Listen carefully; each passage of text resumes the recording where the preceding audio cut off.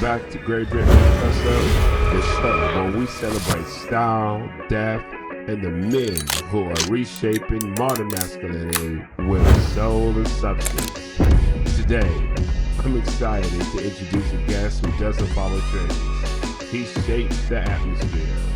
Bernad Ngendakumana is a model, artist, fitness enthusiast, and multidisciplinary creative who brings presence and attention to everything he does. Scrolling through Bernard's Instagram is like scrolling through a living mood board. Whether he's styling oversized blazer on bare skin or moving with purpose through the city, there's a narrative in every frame. This is a man who treats fashion as ritual and presence as performance. So, settle in. This conversation is about crafting a life that's as intentional as it is expressive. My name is Aubrey. You're watching Greybeard Manifesto, and this is Bernad Ngendakumana.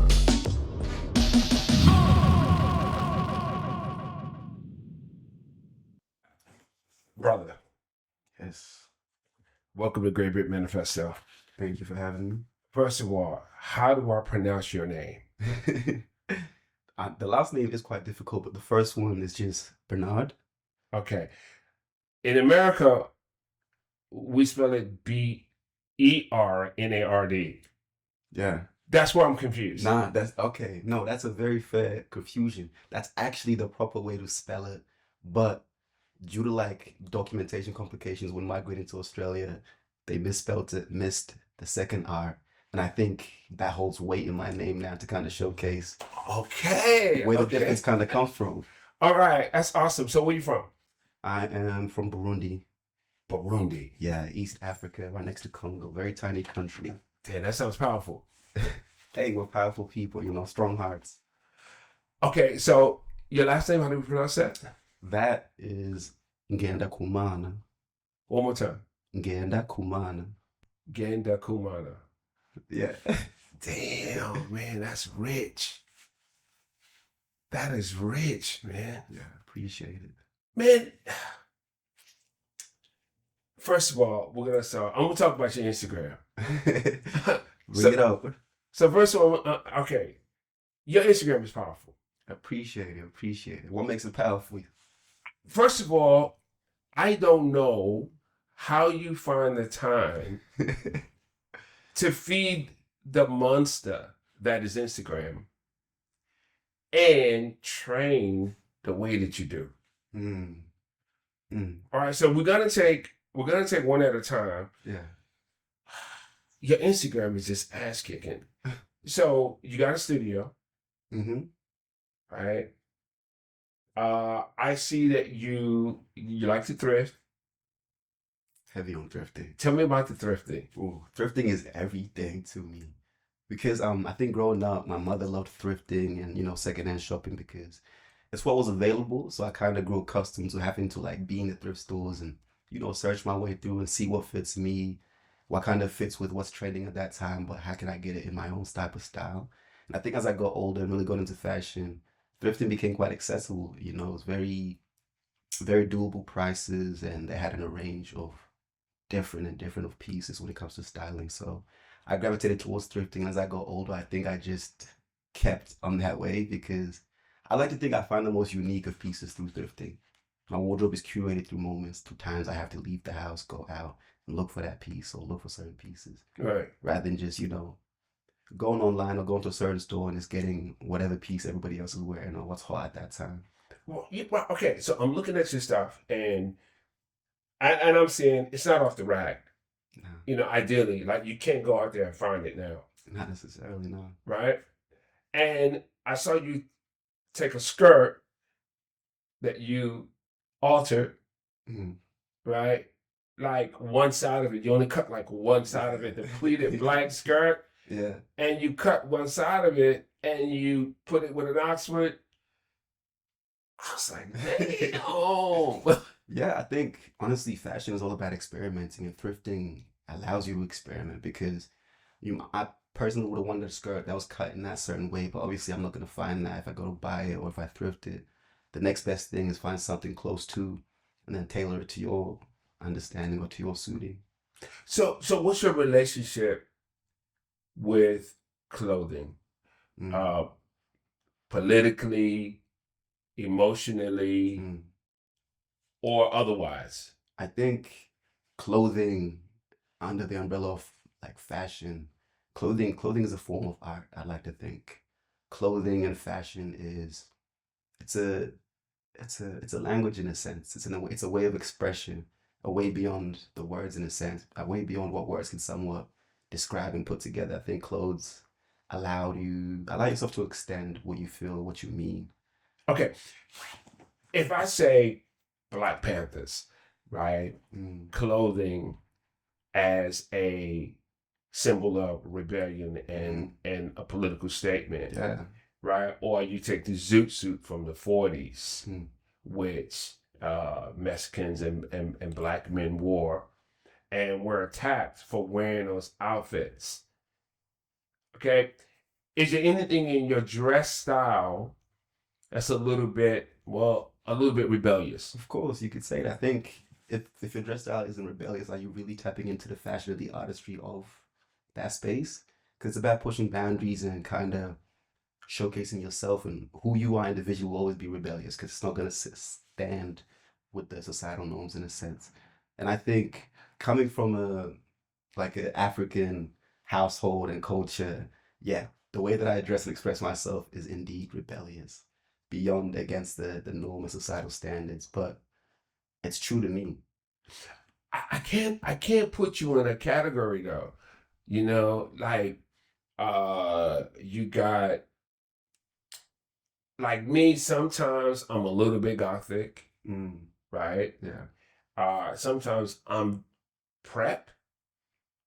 Like my day wear consists of Ralph Lauren, right? So I'm kind of Ivy. Yeah. I'm like Black Ivy League, you know. That's sort of. nice. Sometimes, yeah. When I would just want to be clean like that, Of course. I love a nice Oxford with a tie and jeans and penny loafers. I got one penny loafers. You know what I mean? Yeah. Okay. And then sometimes I'm a little bit cowboy gothic. Yeah. But why is that? I just like those. I like all the flavors. Mm-hmm. At nighttime when I go out, I don't do Ivy. You know, I do, cowboy, black, rock star gothic. Yeah. That's what I feel comfortable in. 100%. I feel like I'm moving. I'm just, yeah. When I have that look. But in the daytime, if you catch me right, you catch me in penny loafers. Back to the staples. You might catch me in a Ralph Lauren polo. No, I like that. As I said, fashion it's a language. So obviously at night you want to translate a certain demeanor, certain language, certain tone, and then daytime, that language switches. It does indeed. Yeah. It does indeed. Okay, so your Instagram, man, it's bad. It's been a lot of years of growth, work. Did you find it easy to build that kind of system of production? I wouldn't say easy, but honestly, it wasn't an easy process to build and establish. But once you're there, it becomes easy because that process is no longer an external addition to yourself. It is you. You are a part of the process. It's your everyday life in a sense. I think the goal in the processes of curating my Instagram and just my portfolio was, how do I make these extra things that I'm having to do just a part of my everyday life? How do I make it as if I'm not having to step outside of my comfort zone or outside of my, just everyday alignment? How do I just bring it into every day? How many times do you post a day or a week? A week. I used to do it every day.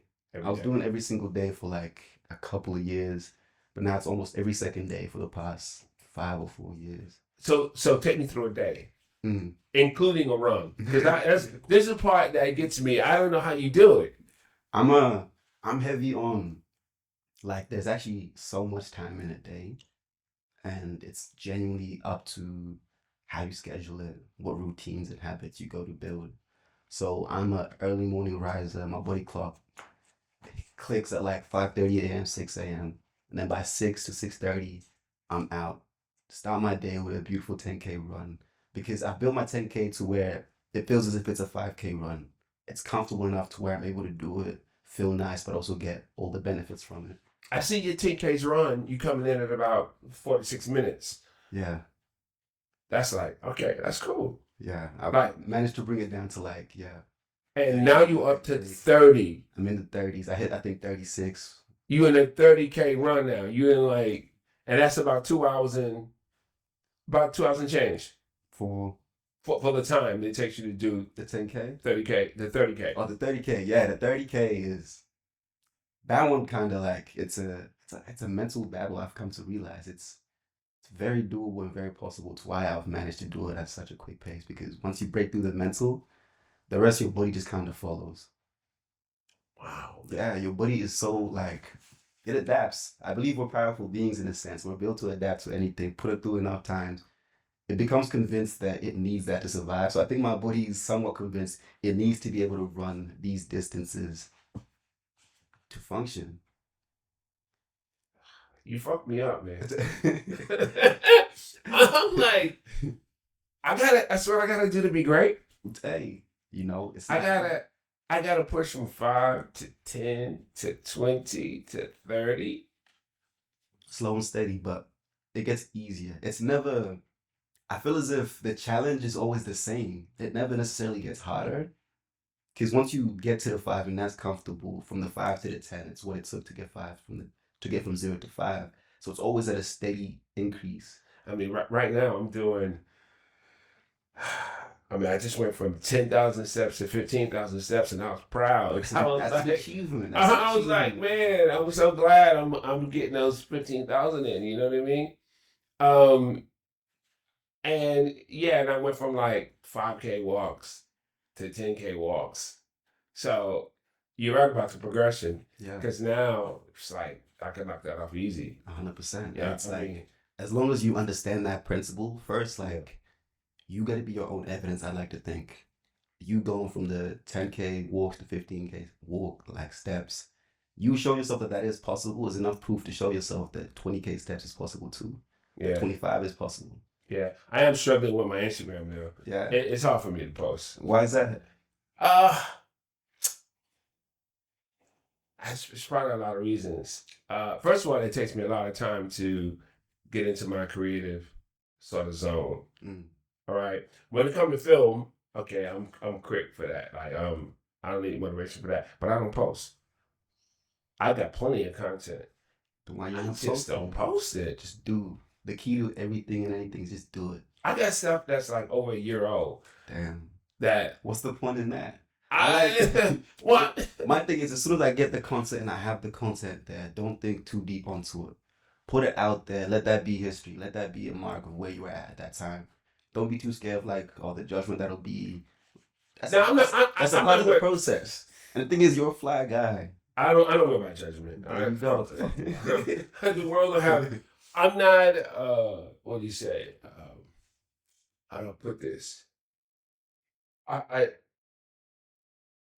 don't let the system of things affect me. COVID didn't affect me. Black Lives Matter didn't affect me. The election didn't affect me. I don't let what's going on in the world affect me. Yeah. Right? I do what I need to do the way I need to do it. Right? I write my own rules. Mm. You know, now it took me a long time to get to that space where I know how to do that. But basically, I make my own rules. Beautiful to hear. Right? So whatever's going on out there, you know, as Jay-Z put it best, what you eat don't make me shit. you know what I'm saying? Like Yeah. whatever issues this person got in the world or about this or about that, it's not my problem. Nothing to do with me. Yeah, it's got nothing to do with me. Nah, You know, whatever. So but I don't post regularly, probably because I don't want to be codependent on the platform to express myself. You know what I mean? Mhm. Probably. Right. I haven't analyzed it or unpacked it too much. Do you know what you want to post? I think what I wanted to say is that I don't have a a community that I'm fighting for, that I'm tied to. I don't have an issue that I'm associated with. I don't give a fuck about anything that's going on. You don't need an issue nor a community. I think you being associated to yourself is enough. Like, it's enough to be shown. The only thing that I'm blessed with is fashion. Yeah. Like, I love people who get down. That's my only, like, if I saw you, now, when we met, I met you in the city, Yeah, right? We were walking opposite directions, 100%. right? And I was like, damn. I was like, my man is getting down. Right there, I was like, I want to shoot this guy. That's what drives me. Yeah. That's the only thing that really gets me excited. Okay. I see that. I don't give jack Yeah. about this or that or whatever. A man who dresses. Why is that? Why? Again, it goes back to a little bit of rebellion, a little bit of politics, a little bit of status, and some understanding as to the man that you want to be. Yeah. I think that's important. It is. The man that I want to show up as. Right? Whether you want to be taken serious or not. We had this incident with President Zelensky from the Ukraine rocking up to the White House in army fatigues and not wearing a suit.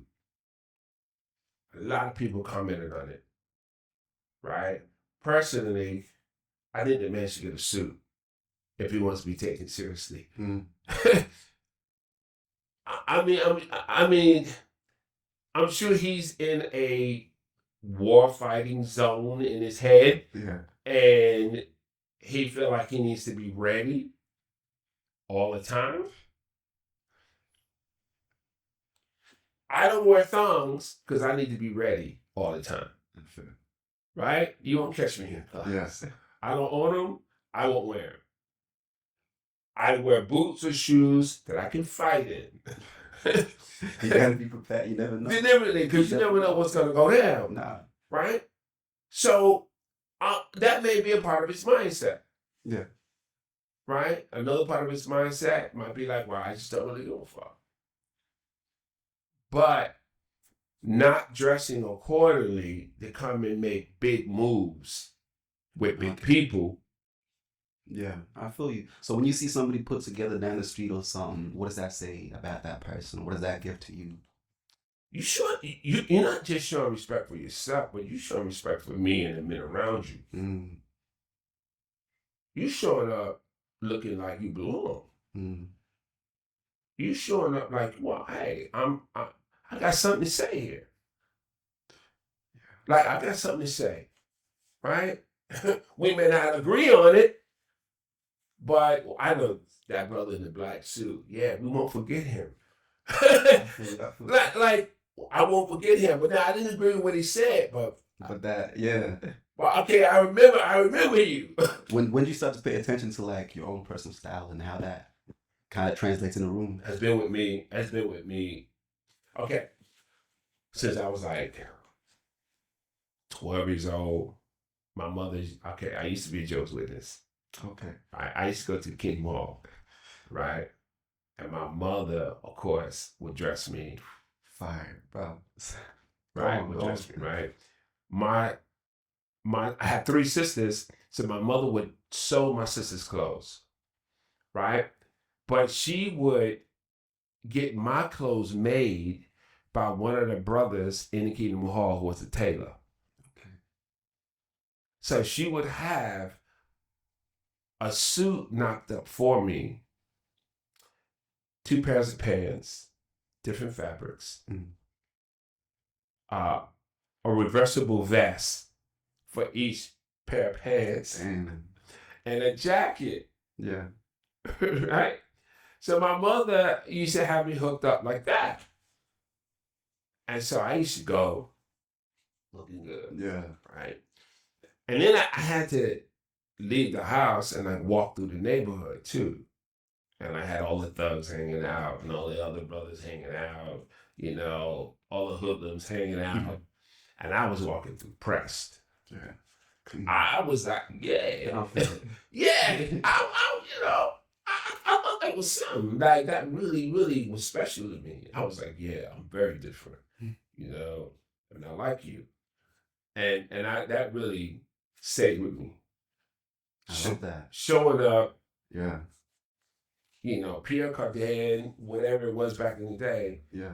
I love the way it felt on me. Nah, I appreciate that because I think my origin story kind of stems a little bit like yours because it was through, once again, when I was like 11, 12, maybe a little bit younger, my mother was very heavy into church. Being in church wasn't just church. Church was a community. It was a space where other families and other people will perceive you and will see you. Yeah. My mother was very big on, presentation.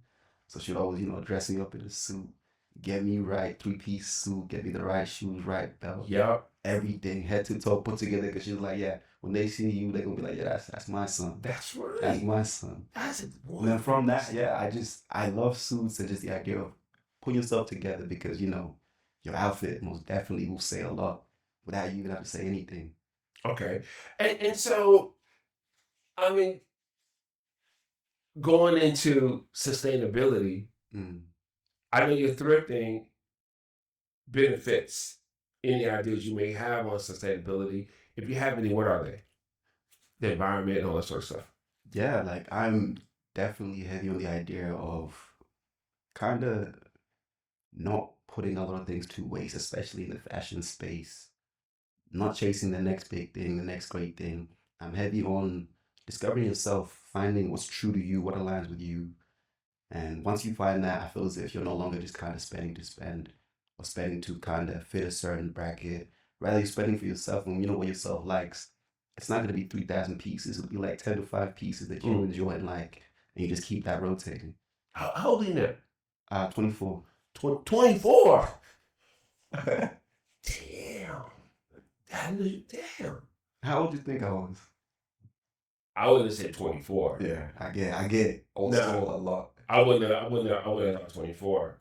Yeah, you're old soul. Like, Most definitely. Yeah, absolutely. But I appreciate that. I think that's what makes me me. Dude, I came here when I was 24. I came to Australia when I was 24, man. I'm 61 now. So I came here when I was Amazing for 61. 24 years old, man. Under a hell of gunfire, I was a knucklehead. I didn't have. I had a little bit of grace and refinement with me. Yeah. But I was still a thug. Yeah. Like I was still outright. Like what? Like what's up? I'm still. I'm still like that now. I gotta tell you, I cannot lie. At the core. I tried to do.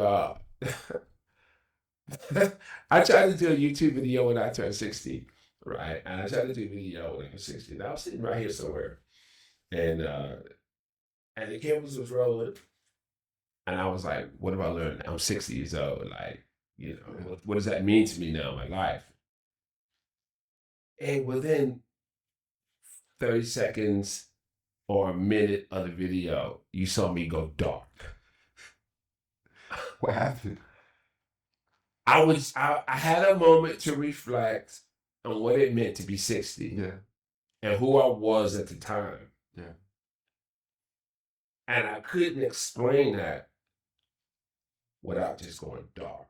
Really? Yeah, and then in like a minute, I was like, "Wait!"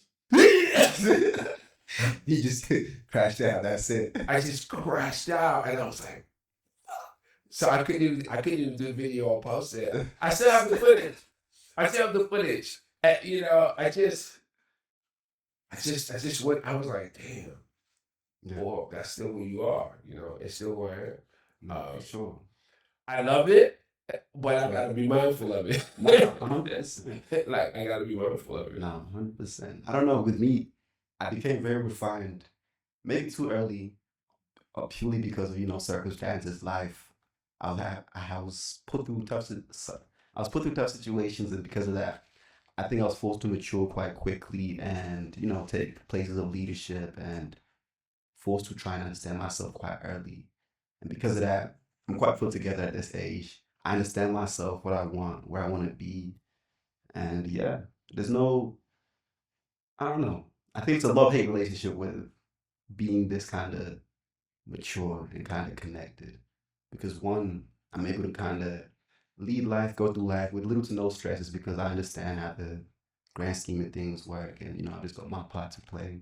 But also at the same time, it's key for myself to remember to still be youthful, joyful, have passions, fashions, the arts, and let my inner child roam free. Mm. Mm. Do you care about anything? I care about. That's interesting. I feel like yes and no at the same time. It's like I care about nothing, but I also care about everything at the same time, though. I think the care about everything comes from a place of love and it's understanding, and the caring about nothing is more so the materialistic type of thing or status or the grand scheme of everything and how it impacts me in my journey. That's how I don't care about anything. Mm. Let me ask you something personal. You got 10,000, right? You spend it on what you want. Would you buy off the rack? Off the rack, I would. So what would you get? So you're like, I got 10 grand to spend. I think I'm hitting a stage where I would buy off the rack only because I have taken years to curate my style through thrifting and understanding what pieces, shapes, silhouettes that I like. So buying off the rack is mostly just looking for high quality and things that are going to sustain my wardrobe for a long period of time. So I'll go into, I'm a big fan of, Tom Brown, his tailoring, and that type of stuff. I'll buy maybe a nice, beautiful suit or a nice... Like a full joint, like a full... Either a full joint or like a piece from Tom Brown, whether it's a pleated skirt or a jacket, and then go to like, I don't know, like Boss and grab a nice pair, that nice shirt, and Boss. Yeah. I do my shirts from Boss. I love my Boss shirts. Yeah, I do my shirts from Boss. I don't like Boss suits, but I own one or two. But I prefer my shirts from Boss. My suits, I just have to get lucky. Yeah. And try to find a suit that works for me. But now I'm probably, I would like to get a couple of suits made, but I'm 60. Where am I wearing? Every day. I'm the biggest advocate for wearing suits. We need to see, okay, I'm going to give you a heads up. Right? You're going to spend the next 20, 30, 40 years building a wardrobe. How many pairs of shoes you own? Right now, I recycle a lot of my shoes. I'll get rid of a lot, update my wardrobe. Right now, maybe I'm sitting on 15 to 20, I reckon. Right. I'm like 30, 33 pairs of shoes. Yeah. Right. Now I'm scared to buy shoes. Why? I have to think twice because, I'm going to die soon. So I'm like, do I need another pair of shoes? I can say the same thing for me, too. Right. I got asking, do I need another pair of shoes? We're in the same mentality, bro. Well, so you never know when death is coming. Just be. Yeah, I know that. But, collecting stuff, buying stuff, now I think about it. When I was 24, you didn't put thought. I didn't give it a thought. I had to buy anything, anytime, anywhere, you know what I mean? Let me just check this here. I would buy anything, anytime, anywhere, and I'm like, yeah, I was just collecting gear. Yeah. Now, okay. Now, I put thought to a lot of my purchases, even now, in the early stages of collecting. Like, for example, my Mason Margiela tabby. Yeah, I see him, man. I bought these 3 years ago. Yeah. And one of the greatest investments that I've made. At that time, I knew it's a shoe that identifies with my personal style. Yeah. Who I think I am. So it's a staple. It's one of those pieces where I'll just rebuy again. Because I know my style. I know my select of pieces and shoes. That way I'm not just overly consuming for no reason. The only shoe that I ever bought that I thought, wow, this really speaks to my style, was a pair of Prada Capillos. Dance slippers. Dance slippers. Man, I loved those shoes. Yeah. They didn't last long because they were thin and they were Capillos. So it was like, boy, did I love those shoes. right? That's probably the only one that I can remember that I was like, yeah, that really speaks to my style personally. Really? Everything else is just like a convenience. Cowboy boots, I love to death. Mm. I love cowboy boots. I love boots. Yeah. Right? Okay, cool. But I can go without them too. Like, That's true. like I can go without them. You know what I mean? Yeah. Like, it's like, okay, you know, I spend a lot of time on my Converses. Right? I do have a thing about high tops. Like, when I buy sneakers, it's a high top. Mm. I don't buy like a low top. You know what I mean? So again, but maybe because it's got that boot kind of element to it. Yeah. Yeah. But it still sounds like you're buying towards your own personal style. You're not just overly consuming. I think as long as you always have an understanding what that is, your style's gonna, progress and improve as you grow up as well. And I think you just gotta learn to grow and progress with that and just recycle what no longer represents you. I hesitate now to spend money on clothing, right? Mostly because of my age and because of I'm not doing anything that really requires, an extensive high-end wardrobe. First of all my pieces are high-end because I've always bought taste. I'll buy one piece. I won't take $1,000 and buy three pieces. I'll buy one piece. Okay. Right? Quality, one time, done. I'll buy that piece. Like I want a flight jacket. I really wanted a Ref 1 flight jacket. Yeah. I just thought, and I saw one day, and I didn't buy it right away. It took me about a month, and it was like, I need that jacket. Yeah. And so I went back and I bought that jacket, and coincidentally it was 30% off. So I just thank you very much. Yeah, but I really wanted a flight jacket. I had one back in the day. I had one like in the 80s. In the 80s, I had a beautiful leather flight jacket, but of course I grew up. I sized up and everything, so I couldn't wear it anymore. So I just sort of replaced it, basically. Nah, that's fine. I think I appreciate the way that you shop in a sense. You just buy kind of one of ones, not one of ones, but just when you buy a piece, you're there for the long term. It's there for the long term. I have pieces in my closet now that I think I came to Australia with. I mean, if they're quality pieces and they're aligned with who you are once again, I don't see the need to keep updating and switching them. Right? And first of all, if it doesn't have a certain quality, it cannot be in my wardrobe. It's like, no. I can't have it in my wardrobe. Right? Now, I bought this sweater 2 months ago from Zara. I was shopping Zara. Bought 2 pieces. Yeah. One was yellow, one was green because of the color. Shows up on camera. So yeah, I'm wearing something from Zara. Right? After this interview, I'll throw it out. No, I want that. Can't be on that. No. But the color was right. Yeah. And I was like, you know what? I could use that for something like this. That's all. That's it. And I haven't bought anything from that level of the game in 20 years. Okay. Right? When I want to spend, I'll go to Armani, I'll go to Ralph Lauren, or I'll bump into something by surprise that'll shock me. I'll walk into, one of the boutiques down, in the city, and I'll see some Yoji, I'll be like, yeah. Oh, it'll be by accident.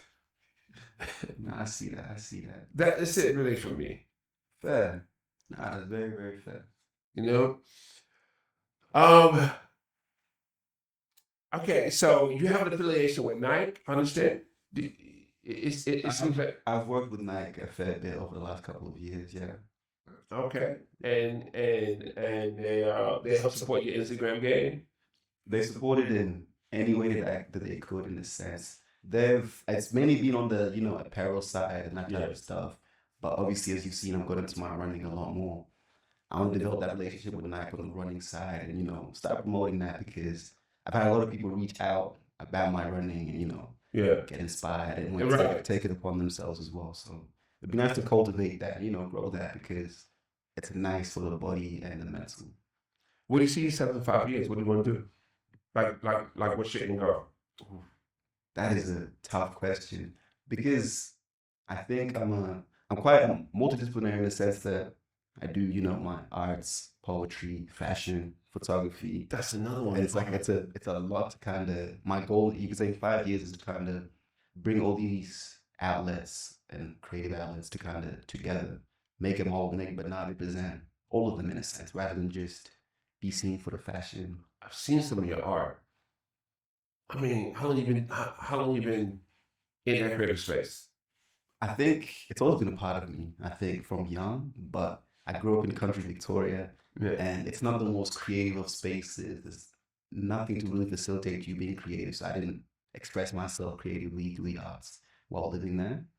But that itch has always been there, because at home I'd always draw, paint, this, that, and the third, but outside, be very scared to kind of promote and share that. It wasn't until I moved to Melbourne, I started seeing other like-minded individuals who were openly, expressing themselves creatively, and I was like, I want to be that. And then COVID hit 2020, suddenly I have time, nothing but time to myself, and I just started, letting that creative aspect of myself grow again through art, charcoal, painting, whatever you name. The benefit of being from the country, being in the country, is you got room for large canvases. True. You get put up. You can big joints. You could, but it's hard to even get that started when there's no creative energy surrounding you, in a sense. You got a muse. You have a muse. The muse. Yeah. When it comes to my art. Yeah. No, my muse is life. My muse is just life, existence. I think through all my forms of art, you can see just a reflection of yourself. Everybody can see bits and pieces of themselves, because I take inspo from everybody, everything, and every experience that I kind of go through, and just try and translate that artistically. Anything else you want to add to my art or to this session? I think, as you obviously, I caught your eye purely because of the way that I present myself, put myself together through my fashion and this, that, and the third. I'd like to kind of grow that representation of who I am through my arts, of course, and my poetry. I'm in the midst of putting together a little poetry book, just my thoughts and experiences I've kind of gone through the past 5 years in this creative space, creative journey, and just kind of encapsulating it through poems and art. And just, give it out to the world, because I believe my experience is very much like any other person's experience. They're just yet to know. Yeah, I hear that. Let me ask you one more question. You're in jail for whatever. Doesn't matter. Who would you call? With your one phone call? One phone call? That's a crazy question. Damn. That's a hard one. I think I'll call my mom. Only because I think she'd be the only person who would really be able to understand. Yeah. If I'm in jail, she'd be like, it's for a reason. If I'm in jail, because I'm not making silly choices. She's the only one who's gonna be able to understand. Because she's like, you know what? I know my son. He's a good man, good intentions. So whatever he's here for, it's meant to be. Yeah, I asked you a question because once I was in that situation, and it was like, wow, I didn't have nobody to call. Really? Yeah, it was a tough one. Yeah, I didn't feel like I could count on anybody in my phone at the time. Interesting. And this is a situation where I had to make bail. And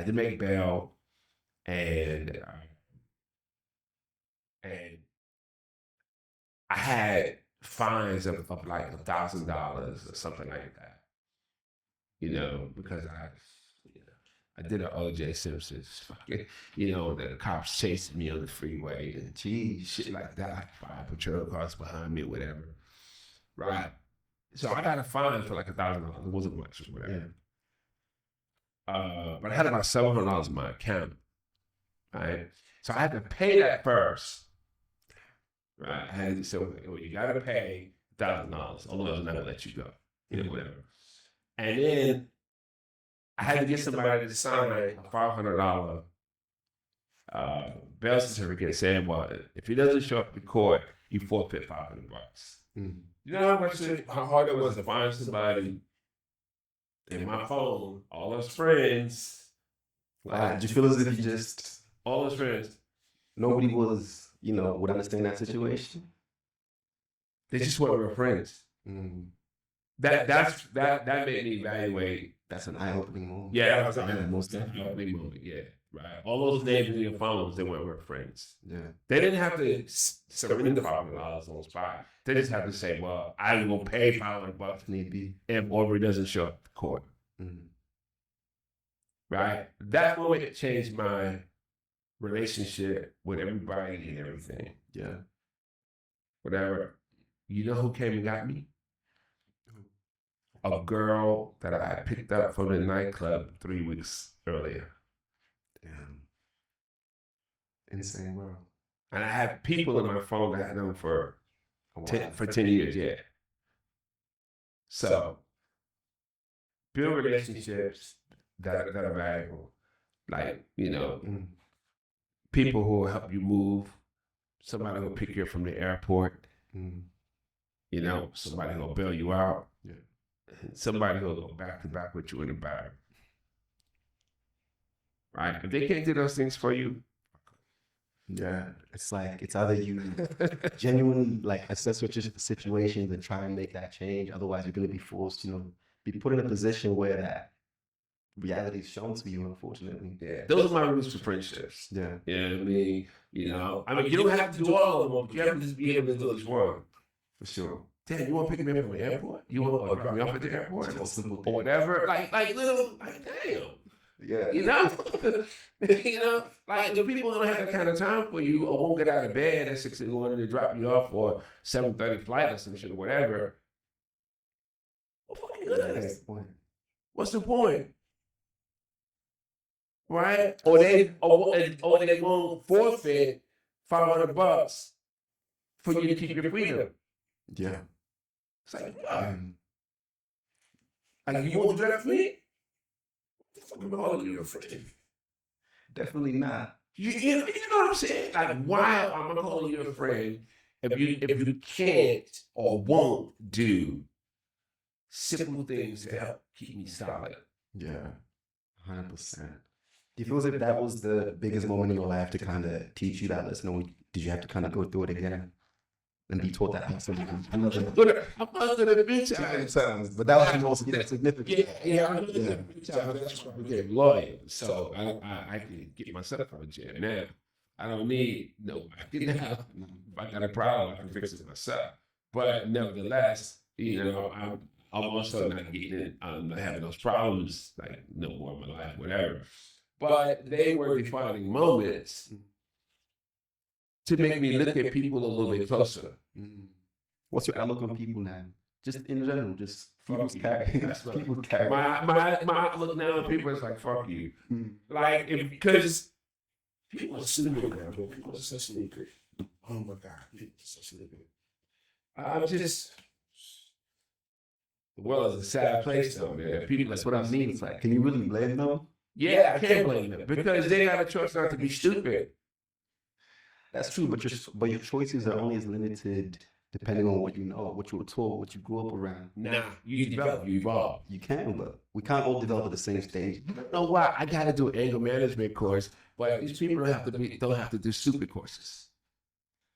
You just taking the time to fine tune, Like they don't. I have to do anger management. I believe every single person should take the time to really fine tune themselves and not be stupid. But unfortunately, not everyone's just going to do it. I have to do anger management courses, but you get to be stupid forever for free. And that's not fair. Right? Because the reason why I get angry is because you're stupid. It's like you just fix that. Right. And if you fix that, I won't have an anger management problem. Like I won't have an anger problem. Nothing. I'm looking straight in the camera. You, it's stupid. Okay? Don't be stupid. I won't get angry. You want to get punched in the face, that won't be your problem. I feel, but That's cool. That's a simple. That's a light class. I like to have the benefit of the doubt and think. Not every stupid person is intentionally being stupid. That's They may not understand the stupidity, and that's like, nah. They don't understand enough of their stupidity. They don't understand their stupidity, and it's like if I look at them, if anything, I feel sorry for them. Like, damn, you really just don't know. Yeah, that's right. That's right. Sometimes I have those moments, and in those moments they don't get punched in the face. Just those are rare moments. No, those are most of the moments that don't get punched in the face, right? Because it's like, oh wow, you don't even know how stupid you are, do you? Yeah, yeah, it's crazy. It's like you don't know. You don't even know. And to me, that's more than enough for me to be like, you know what? I want to entertain it. I'm gonna let you. Right. So that's how I survive mostly. Mostly I survive, but occasionally you gotta lash out. Occasionally somebody is so stupid that you can't help them. Like you just can't help how stupid they are, and they're gonna cause problems for everybody around them. Mm. But I think that's their little thing to deal with. The stupidity, will be their downfall. Not if we cater to them in a way that tells them, "Oh, you're gonna be. It's fine. It's okay. It's fine." I'm a big believer in transparency. If somebody's doing some stupid shit, obviously in the most caring and best way possible, translate that message that you're on stupid timing, and the stupid timing will lead you to a terrible demise. So pick yourself up. Yeah. But in that sense too, you can only do and tell so much. You can't actually change somebody. Play your part. They don't change. Move on. Don't let that stupidity cloud you. I like your spirit, man. I'm trying. I swear to God, I'm trying. Man. Like at my age now, I think I'm getting grumpier and grumpier. Like I ain't got time to no time. I ain't got time for stupid people. Like neither do I. Stay out my space. Stay out my face. 100%. I feel as if because I don't have time, I won't entertain it. That's where I just get it done. Yeah, I just try not to put myself in an environment. Like I was out the other day to a stupid girl, and I just got out of mid conversation and walked away. Right? I was just like, I can't entertain this. No, I can't entertain this. That was so stupid what you just did, what you just said. Like, and you didn't even know it. Again, it was like you didn't even know it. Yeah. So I just gotta just laugh. You know what I mean? But I still respect that to a certain extent. Yeah. She really. When I get faced with silly situations in a sense, I look at them and just wonder, like, damn, what led you to this point? This exact point in the way of thought. Yeah, that's what interests me, and like, you really stand on that. Well, I tell you, man, you got a lot. Your spirit, your heart, is probably more generous than mine. Like I'm generous. I'm a nice guy. Yeah, I have a very good heart, but I stand on my word. Like, yeah, don't violate. Like, don't violate. Do not come in my space and violate. I will do something. That is, it's gonna happen. Yeah. No, that's not something I'm willing to shake. That's not something I'm willing to do. I think we're the same on that. I stand on that, but I think what we differ is what one does about it, and how we act, how we follow through with people who stand on our morals or values. I take the path of the more so they just don't know. Doesn't impact me, or if it's gonna impact me, cut off that connection straight away. So it doesn't mess up your energy where you go your path go. All right, change subject. You got a favorite charity? Actually, I'm not the most aware in terms of like charities, but I'm very heavy on like just mental health, mainly men's mental health. I'd love for that to be a bigger conversation. Well, that's really what I'm talking about, I guess. Yeah. I'm really talking about men being men, and men expressing themselves in a way that men were made to express themselves. 100%. Right? And not being, not feeling a certain type of way if they raise their voice. Yeah, I raise my voice. So fucking what? Yeah. Like, It's like we live in a world right now where it's like they expect you to be a man, but then as soon as you stop being a man, they'll ridicule you. Because like you don't have emotion, but then as soon as you start being a man too, they'll ridicule you. They don't necessarily. They want you to find a middle space. They almost find it impossible. I will say this, right? I want the fellas to know this, okay? Most guys don't know this, okay? If we have a problem at home, right? And somebody, your partner is matching your energy, your masculine energy, right? You might be tempted to match that energy.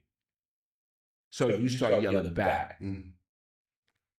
Must say, if your partner yells at you, don't feel inclined to match that energy. Because if you're a man and you raise your voice, the house will freeze over. Yeah. The kids will stop in their tracks.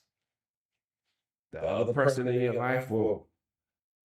Everybody else can raise their voice except you. If you're a man and you raise your voice in the house, hell freezes over. Because what you do matters. What they do don't matter so much. It's like you were Just what I'm saying. you're an example. Right? Yeah. What you do, if you're a man, what you do matters. Everything that you do matters. Right? What they do doesn't matter. Doesn't matter. It's not even worth noting.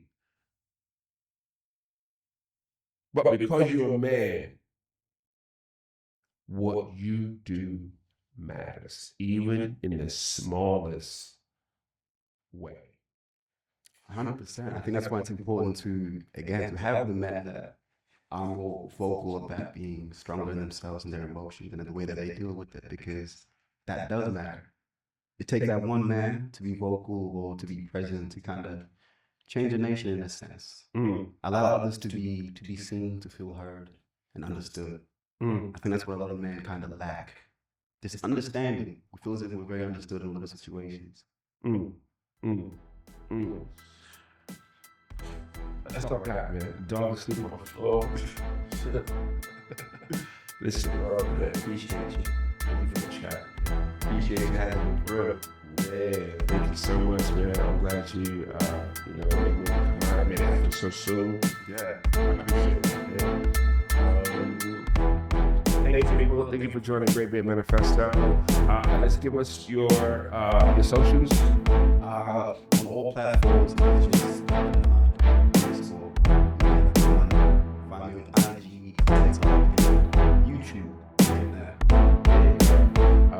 Greybeard Manifesto, visit on Instagram, and of course, Greybeard Manifesto YouTube channel. Okay? Peace, people. Thank you for joining us.